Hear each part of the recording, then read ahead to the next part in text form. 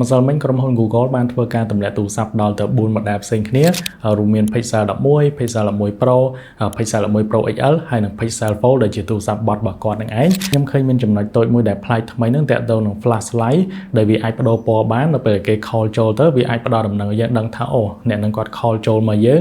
តាមរយៈពណ៌នៅលើ flashlight ហ្នឹងប្រកាសឲ្យយើងដឹងច្បាស់តែម្ដងខ្ញុំនឹងចូលលម្អិតទៅលើ Google Pixel 11 Pro XL ដែលវាជាទូរស័ព្ទ flagship ក្នុងតកូល11 series ហ្នឹងតែម្ដងណាអញ្ចឹងខ្ញុំសូមចាប់ផ្ដើមដំបូងគេតើតើរូបរាងរបស់វាបើយើងមើលទៅ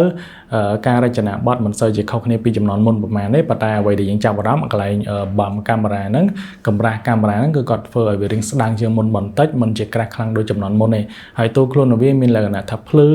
យ៉ាងាយជាប់ស្នាមរៀមដៃដែរខាងក្រោយធ្វើពីកញ្ចក់សុទ្ធតែម្ដងហើយខាងមុខក៏ឃើញគាត់បន្ថែមដូចជាស្រទាប់ការពារកាន់តែធន់ជាងមុនផងដែរសម្រាប់បន្ទះបង្ហាញខាងមុខវិញទំហំ 6.8 អ៊ីង LTPO OLED ដែលមាន refresh rate ដល់ទៅ 120Hz អ្វីដែលខ្ញុំចាប់អារម្មណ៍គេបានបំពាក់ស្រទាប់មួយដែលធន់គឺ Corning Gorilla Glass Victus 2ចឹងធន់ជាមួយនឹងការឆ្កូតហើយក៏ដូចជាការប៉ះទង្គិចបើនិយាយដល់ថ្មវិញគឺតូចជាងចំនួនមុនបានត្រឹមតែ 5115 mAh ទេខណៈពេលដែល Pixel 10XL ចំនួនមុនណា Pro XL ចំនួនមុនបានដល់ទៅ 5200 mAh ប៉ុន្តែការទម្លាក់ទំហំថ្មនោះវាអត់ប៉ះពាល់ទៅលើការប្រើប្រាស់របស់យើងទេវានៅតែអាចប្រើប្រាស់បានយូរជាងចំនួនមុនទៅទៀតដោយសារតែចំនួនថ្មី Pixel 11 Pro XL នេះបំពាក់ដោយបន្ទះ chip Google Tensor G6 ទំហំវាត្រឹមតែ2 nanometer ទេអញ្ចឹងវាខ្លាំងជាងមុនហើយវាស៊ីថាមពលតិចជាងចំនួនមុនទៀតហើយអ្វីដែលខ្ញុំចាប់អារម្មណ៍គឺទៅលើកាមេរ៉ានឹងឯងគឺមានដល់ទៅ3គ្រាប់ lens gold ទំហំ50 megapixel មួយលើ 1.31 អ៊ីងគេបំពាក់មកជាមួយនឹងបច្ចេកវិទ្យាទប់លំនឹង OIS ឬក៏ Optical Image Stabilization ជួយទៅលើការថតរូបក៏ដូចជាការថតវីដេអូហើយ lens telephoto 48 megapixel យើងអាចធ្វើការ periscope ឬក៏ optical zoom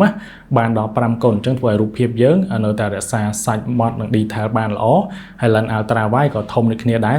48 megapixel ដូចគ្នាចំណុចមួយដែលប្លែកធ្វើឲ្យចាប់អារម្មណ៍ដែរគឺទៅលើ flashlight ផ្នែកខាងក្រោយដែលលើកនេះគឺវាអាចបដូរពណ៌បានច្រើនអញ្ចឹងយើងអាចកំណត់ឧទាហរណ៍ថានៅពេលគេ call ចូលឲ្យវា load ពណ៌អីដើម្បីយើងដឹងថាអូអ្នកនឹងគាត់ call មកយើងអញ្ចឹងណាប៉ុន្តែចំណុចមួយដែលខ្វះខាតយើង